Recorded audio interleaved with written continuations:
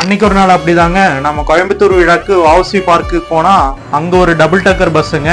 இந்த bus speciality என்னன்னா, இது நம்ம Indian cricket team T20 world cup win பண்ணப்போ மும்பை செலிப்ரேஷன்ல டிராவல் பண்ண அதே பஸ் தாங்க. குஜராத் ரெஜிஸ்ட்ரேஷன் பார்த்தாலே தெரியும். அப்போ அந்த பஸ்ல டிராவல் பண்ணணும்னா காசு கட்டணும்னு தானே நினைப்பீங்க. அதாங்க இல்லை, ஃப்ரீயா ப்ரொவைட் பண்றாங்க.